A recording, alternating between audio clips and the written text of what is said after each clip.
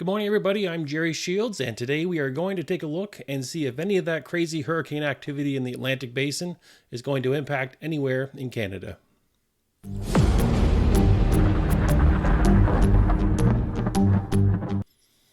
So, in the Atlantic Basin, early this morning, it is Wednesday, September 16th, we have not one hurricane, not two, but three hurricanes, a tropical storm, and a couple other areas of interest that are popped up everywhere from the Gulf of Mexico to the Atlantic. And what I wanted to do today was take a quick look and see if any of this activity is going to impact Canada or is impacting Canada at this time. So let's get down to the details. This is what the National Hurricane Center out of Miami is currently saying for name storms, positions, and risk. We do have Hurricane Sally, I believe, Category 2 this morning. Over the Gulf of Mexico, just making landfall. I've heard numbers there of 25 inches of rain already on the ground for parts of Alabama. That's incredible. That's 500 millimeters in a very short period of time. We also have another area of interest that may develop over the Western Gulf. There, they're saying 60% chance in the next 5 days. And then, of course, we have Paulette. This hurricane here is already threatened as much as it's going to for the east coast of Canada, and it does plan to track a little bit farther east and even eventually turn south. So it shouldn't be a risk. Hurricane Vicky expected to just kind of meander through down towards where Teddy is for the next little while. And but Teddy's very interesting. Teddy's expected to move up into towards Bermuda. So first, a little bit about Sally and why Sally shouldn't impact Ontario. We can see Sally here down in the southern part of Alabama, the panhandle of Florida. Sally's expected to remain there for a little while today and then move up and gradually move towards the east. And we have this big blocking high that extends all the way from the lower Great Lakes through to the Rocky Mountains, and a lot of dry air in there. And there really is no clear path for the moisture to get trapped and pushed up towards Ontario or central Canada. So I don't think this is going to be an issue. If we had a deep trough in place across central North America, I'd definitely be worried about extreme rainfall into parts of the Great Lakes, but just shouldn't happen with between Sally's track to the east, the high pressure in place and the dry air. This really shouldn't be a threat at all. So a quick look at the Canadian Hurricane Center this time and see what they're projecting. And you see Paulette out by the Grand Banks is going to head a little bit towards the northeast and then turn south as we get in towards the weekend. Sally's trajectory towards the east, and also Vicky there heading towards where Teddy is. So Teddy is the one I'm going to zero in on today, and I think it's the one that has the greatest risk of impacting Canada in the next 7 to 10 days. It's expected to move towards Bermuda and then track off up towards the Canadian Maritime. So let's dive into a little bit of what I am looking at here. First off, this is a map of all the different forecast models and the expected tracks of the existing hurricanes, disturbances, tropical storms. And I'm just going to, you can see Sally there, I'm going to just turn off all of them. And then I'm going to turn on just Teddy.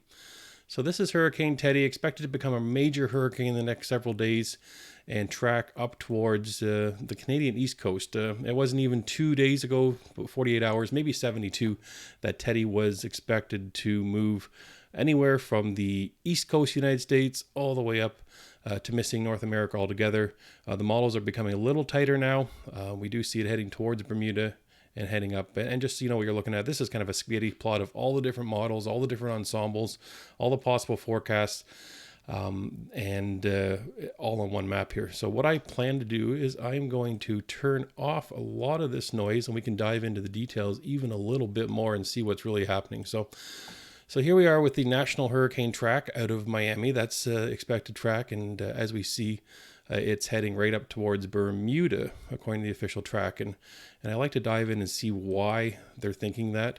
If I throw on a blended average of all the major models that are usually the most accurate, that would be the gray line that I just turned on. You can see that the National Hurricane Center seems to be well aligned with those models. Here's where I get concerned now. That gray line does extend north of Bermuda and heading in towards Nova Scotia, and that is kind of the blend of all the models. That's no single model. Consider it kind of an average. So let's throw a few more pieces of information to see how likely this is. So next I'm going to throw the American models only, the GFS ensemble, and you can see a drastically different take on this, that the American model turns it from east of Bermuda all the way up into the North Atlantic. You can see the National Hurricane Center there. They are not in agreement with what their own American model is doing. They're trending more towards this model blend that includes other models such as the European, which I will turn on here. This is a mean of all the European ensemble forecasts. So it takes a whole bunch of models, ensemble members of the same forecast model and blends them into what it considers to be the mean. I can turn on the actual deterministic of the European model. It would be this one, which is really interesting because it takes it more towards New Brunswick, but really most of that ensemble does take it farther towards kind of the Cape Breton area of Nova Scotia. So let's add into that the Canadian model mean, since we are talking about Canada.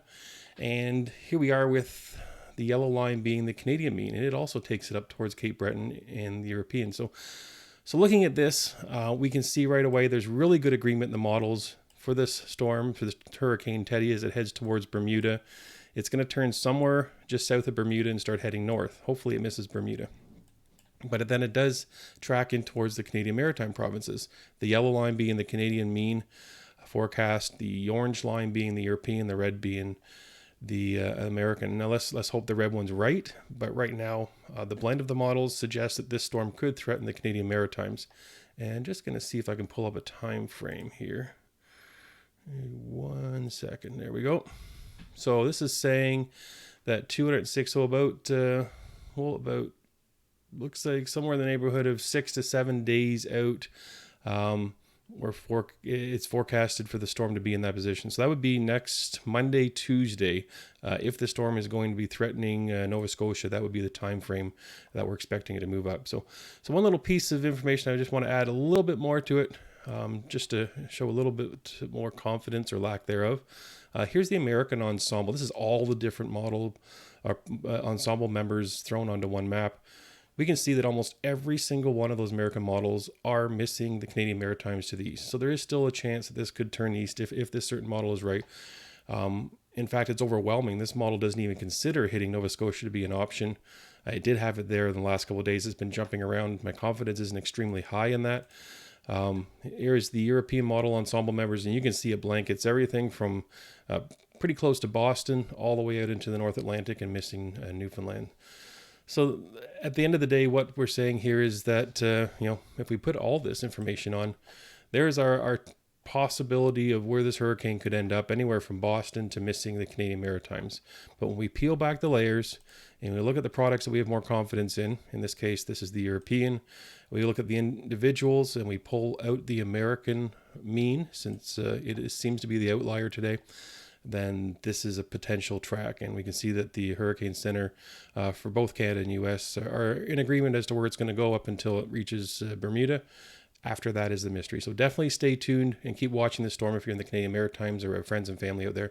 It could be an issue somewhere in the next 5 to 7 days.